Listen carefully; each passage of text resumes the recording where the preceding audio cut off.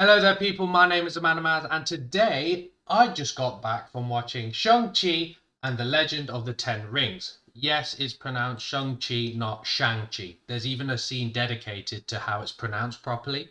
I'll give a quick non-spoiler review and then go into spoilers after. Please like and subscribe, by the way. I'll really appreciate it. It's pretty good. I wouldn't put it in the upper tier of Marvel movies like the first Avenger, Winter Soldier, or the first Iron Man movie, but it is in the tier below like the first Doctor Strange or Thor Ragnarok in my opinion. At the beginning, it really felt like a martial arts movie and it really drew me into it. The choreography was fantastic. I couldn't help but think how beautiful it looked and the way they portrayed it on screen. Nowadays, Marvel movies try to put another genre within their movies, like Ant-Man was a heist movie, Winter Soldier was a political thriller, and Guardians of the Galaxy was a space opera. And you really get the martial arts genre within this movie, especially during the first act. The second act was a bit slower. I know other people called it a lull, so you might think the same. But it does go into backstories and give more depth to the characters, which I like, but it was mainly through flashbacks. The third act, now that was a more standard Marvel movie with a massive CGI fight, with a clash between Shang-Chi and his father. Did I just say Shang-Chi? Shang-Chi and his father. Speaking of Shang-Chi and his father, they were by far the best characters on screen.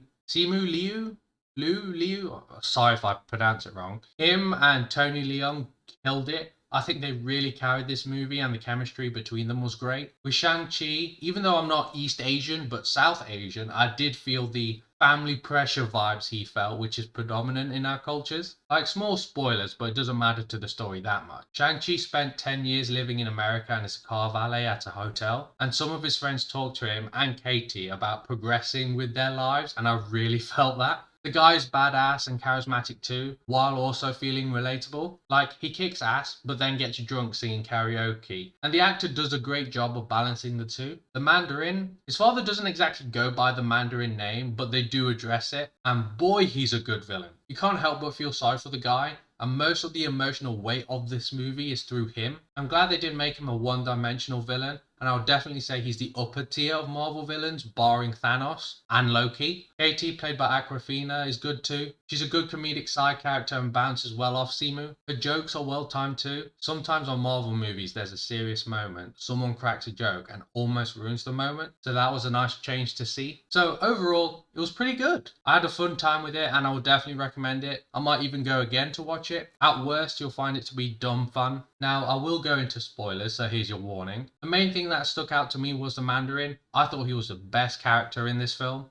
His motivation wasn't for power or money or simply because he's evil, but because he lost his wife and got manipulated into going back to his old life in his grief just to find a way to get her back, thus becoming a shitty dad in the process. Like, that obviously doesn't excuse what he's done. We can't help but feel at least a little sympathy for the guy. And I can't believe, well, I can believe, but they did kill him off and I kind of hope to see more of him. Marvel do have this thing of killing off their good villains after one movie recently anyway. Like Hela, she was really good. Ego was great. The final fight for me was a bit generic. Like, there was a massive CGI fight between the Ten Rings and the village Shang-Chi has to protect. Like, there's dragons and demons involved, but I would have preferred it if it was just those two in a more grounded fight. But it was fun. Even though I did feel a bit catfished, like I was expecting more martial arts towards the end. The Ten Rings the Mandarin uses aren't really explored. Like, there's rumors where it comes from, but I don't exactly remember. But the post-credit scenes do show that the rings are giving off a signal, so I am intrigued where that goes. I also noticed a lot of parallels between this movie and Black Panther. Like, the main villain is a family member in power, motivated by the loss of a loved one. As we know, Killmonger took the throne because his dad died. There's a near magical item that the movie revolves around, vibranium and the Ten Rings. The good guy defeats the bad guy with them getting a power up, like T'Challa taking his plant steroid after nearly dying. There's a massive CGI fight involving animals. Major theme in the movie is based around family, and there's even a secondary villain with a weapon for a hand. Some of these are granted out of order, and some might feel like a stretch, but that's just what I've noticed. I'm not saying it's a bad thing, by the way. I think Black Panther is a great movie, though the CGI needs touching up. So to round off, I really enjoyed this movie. The action and fight sequences were great, and the characters were worth getting invested in, though it does suffer from some pacing issues and feeling like a generic Marvel movie towards the end. It's still really enjoyable, and if I had to give it a rating, it would be an 8.5 out of 10. Though for Asian standards, that's still not good enough. It has to be a 10 out of 10. I do hope you enjoyed my opinion, by the way, / review, or whatever you want to call it. Please like and subscribe, by the way. Please do it.